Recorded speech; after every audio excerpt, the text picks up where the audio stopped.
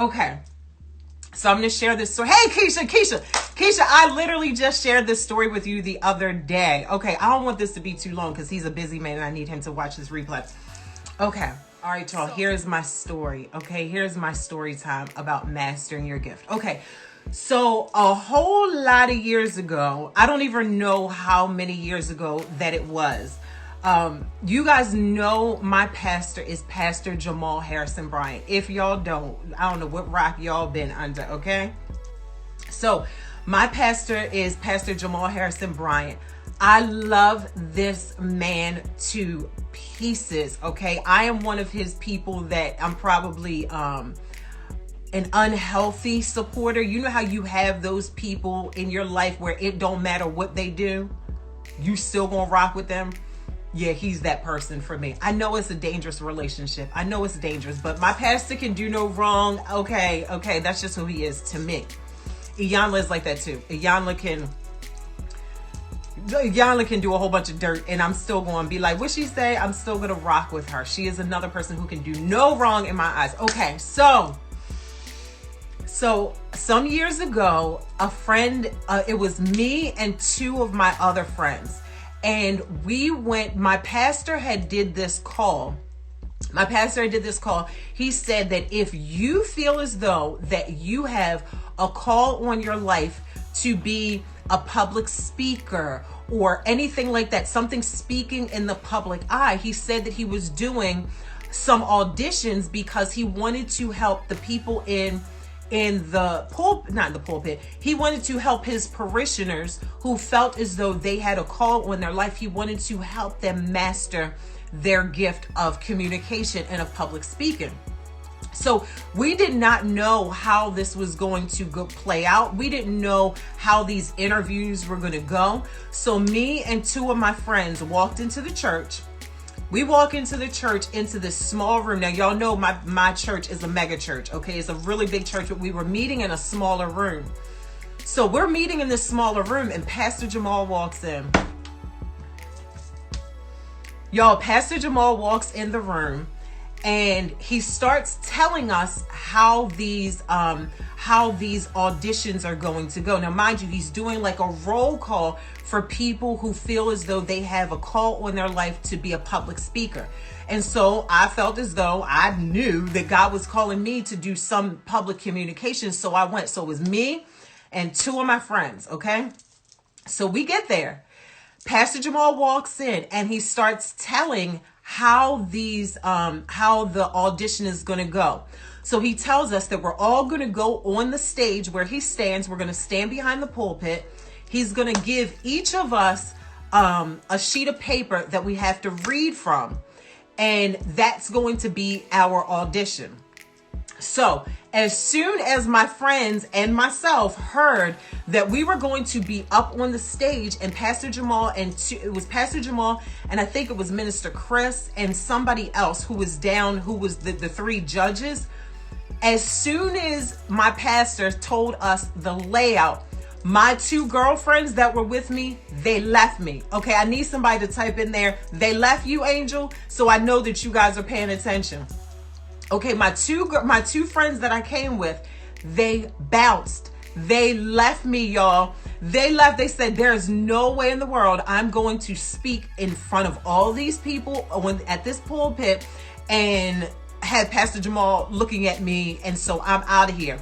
Yes, Narissa. Hey, lady. They said, so they were like, I'm going to leave you. I'll be out in the car. Oh, Keisha said they left my angel. So they said, I'm going to be out in the car. So I'm like, cool, I'm staying right here. I'm staying right here, right? So y'all know, I have told y'all before, I have showed y'all how my crotch sweats. So y'all just imagine, okay, I'm still sitting there. My two friends left me and I'm sitting there and I'm just like, oh my God, I cannot freaking believe they left me. I'm freaking out. And so as a side note, you guys, I want to say this to you because I don't want you guys to think that I don't struggle with confidence. Okay. I do believe that confidence is a gift that God gave me. I'm always afraid to do something. I'm always afraid to do something, but it never stops me. She said bullshit. I was trying not to cuss. Listen, sometimes a cuss, Pastor gonna see this. We can't cuss. Pastor gonna see this. Okay, excuse me. I'm gonna cut that out. Okay, so I've always had the gift of confidence, meaning I will just do something even though I'm afraid, even though I know y'all looking at me. Like, there's just a part of me that realistically just don't care what other people thinks about me. And so that's just a side note. So I will say that. Now, back to the story. So I'm sitting in the church, okay? I'm sitting there and I am just nervous. I'm so nervous. And then, so everybody is going up, right? People are going up. Pastor Jamal is sitting there judging the people. So this girl that was sitting next to me, she goes up. Now, hear me out, you guys. Pastor Jamal is doing not interviews, he's doing auditions for people that are doing public speaking. So she goes up to, she goes up to the pulpit with her piece of paper, because we all got a piece of paper. She goes up to the pulpit. She puts her piece of paper down on the pulpit. She looks up at Pastor and the judges. Okay, now hear me out. She puts the paper down. She looks up at them and she says, "Let me know when you guys want me to start." That's all she said. She put her paper down and she goes, "Let me know when you guys want me to start." When she said that, Pastor said, "You got the part." He said, "You got the part. Go." She didn't have to read the paper. She didn't have to do nothing. He just saw her confidence. He saw her assertiveness. And she didn't have to read the paper. Okay, so he's looking for public speakers. And clearly she had something in her that he saw and was like, I don't need no audition. You already got it. So y'all can imagine, I'm up next. So I'm just like, oh my God, she just went up there, put the piece of paper down and looked at them and said, "When do you want me to start?" And Pastor Jamal did like this and said, "You got the part." Oh Lord, y'all, my anxiety went to a whole different level. Do you understand what I'm saying? So she comes back, right? So he didn't even hear her speak. No, he never heard her speak. She got the part off of her assertiveness and her confidence. You got it. He did not even hear her speak. Okay. So she comes back off of the stage.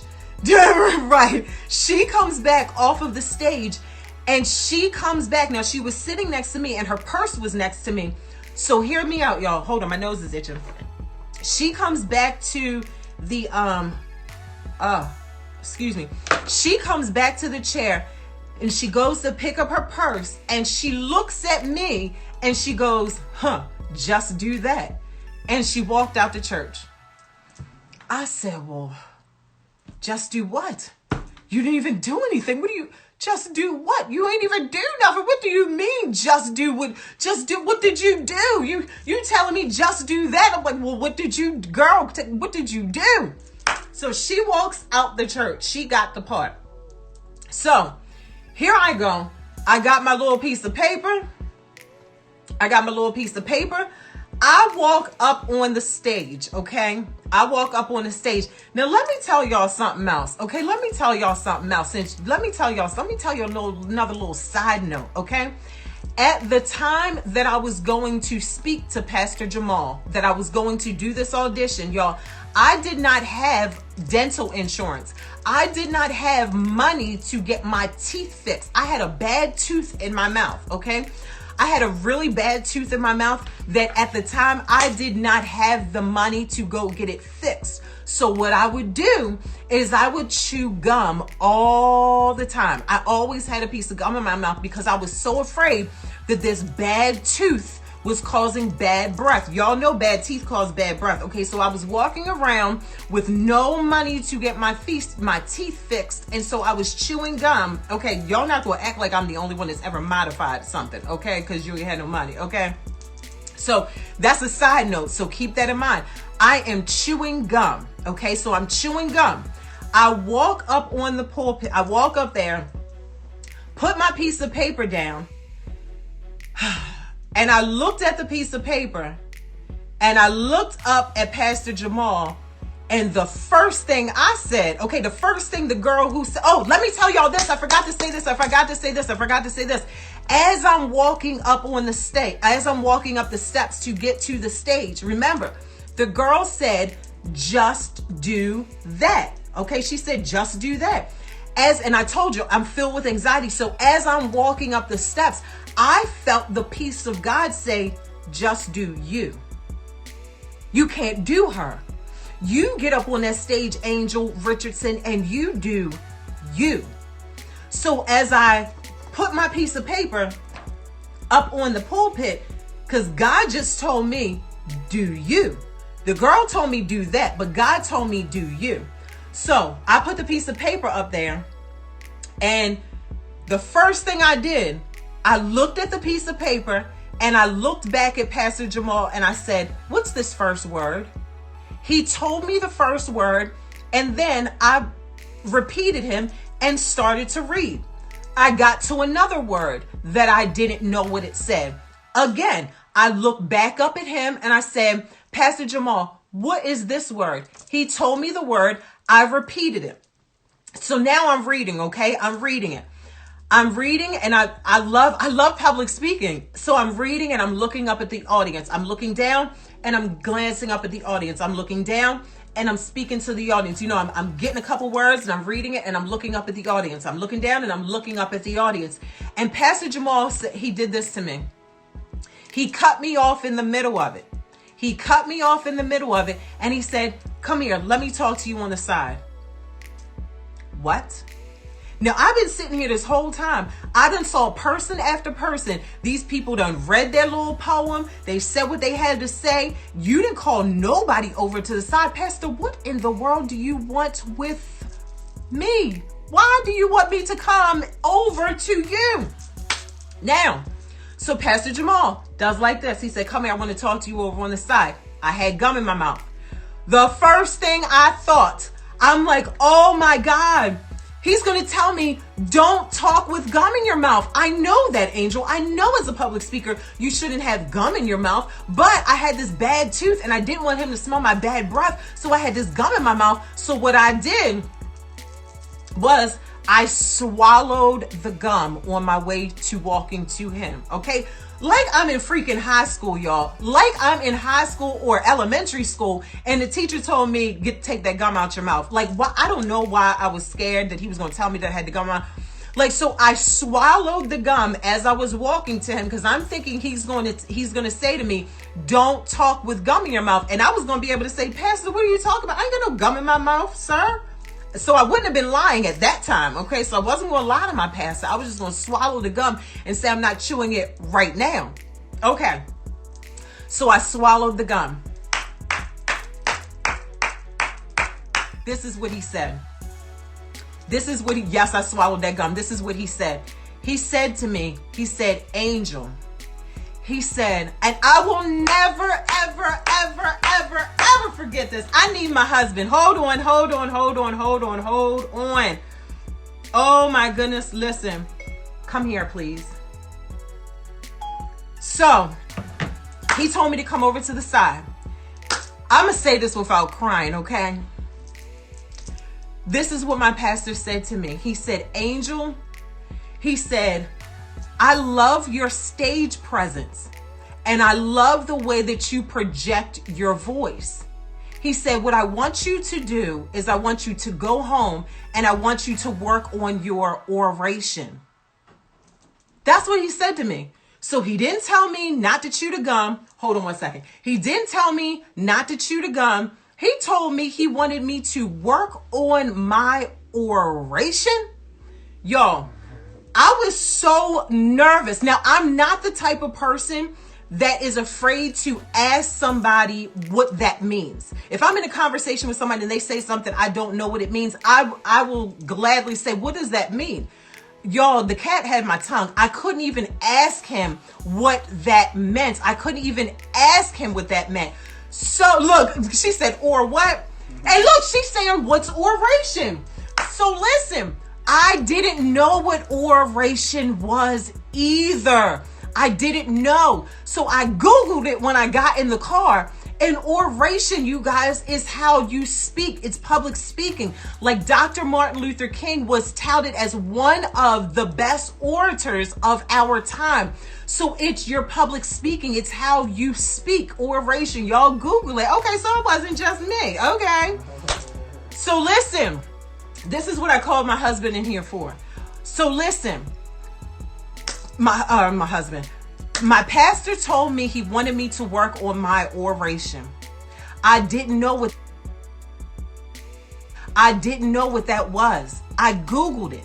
So when I figured out what it was, at this time, you guys, I was literally reading 1 to 2 books a week. Okay, I don't read that often anymore. I read at least a book a month now, a book or 2. But at that time, I was reading at least a book or 2 a week. Give me a book, Doug. Give me a book. Hand me a book. And the way, it don't matter what book it is, and the way that I was reading my books prior to, good book to pick, the way that I was reading my books, okay, this is how I was reading at home. Tell me if y'all hear anything.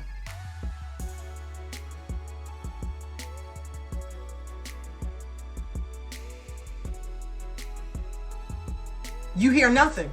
That's how I used to read at home. When Pastor Jamal told me that he wanted me to work on my oration, every book I read it like this. Success will despise, or someone will despise you because of your success. You see, somebody will compare your success with their own. It is unwise, unnecessary, and ungodly, but it happens every day. Paul warned, but they're measuring themselves by themselves and comparing themselves amongst others themselves, and they are not wise. I literally read every single book from that point on out loud. Didn't I, Doug? Yep. My husband will tell you. My husband will tell you. I read every single book that I had out loud. I walked around the house with that book. I would walk and I'm reading this book and I'm walking and I'm reading this book and I'm looking up at the audience. The audience was my freaking couch, y'all. I'm looking up at pots and pans and that's my audience. And I'm reading these books and I'm working on my oration. Then every time y'all know I love me some Chris Cuomo, okay? Chris Cuomo is one of the most, in my opinion, he's so well spoken. He uses words that I don't know on a regular basis. I love watching how people speak. I love watching people's body language. I am a studier of people. So Doug, that's all I wanted you to tell him. Didn't I? Literally, you guys, my husband will tell you, Patrick. What is that? She said, I love it. Patrick, am I lying? Nope, Patrick, am I lying? Is that's from a movie. Do you know what movie that is from? That's silly, Narissa. I'm not a movie watcher, so. But y'all, this is what I came to tell y'all. Master your gift, you guys. I was so afraid, and Pastor Jamal is a speaker. Do you hear me? This man can speak circles around people. This man he is a speaker. He is so daggone smart. He says a word every week that I have to write down. And let me tell y'all something else. He told me to work on my oration. Every single time this man speaks, or anytime anybody speaks and they say a word that I do not know, I write it down in longhand and I try to commence it to my memory by repeating it over and over again. And I try to watch, I try to get that word in a sentence so I can learn how to broaden my vocabulary, you guys.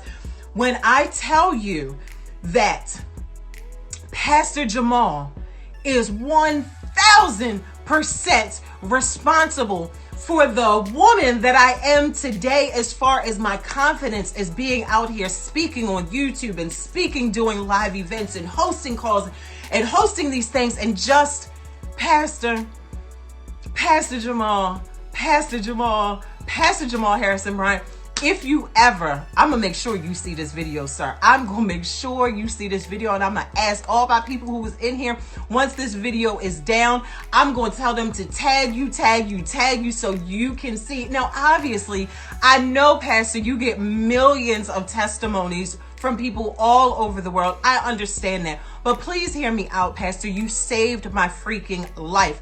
I failed the 9th grade 3 times, y'all.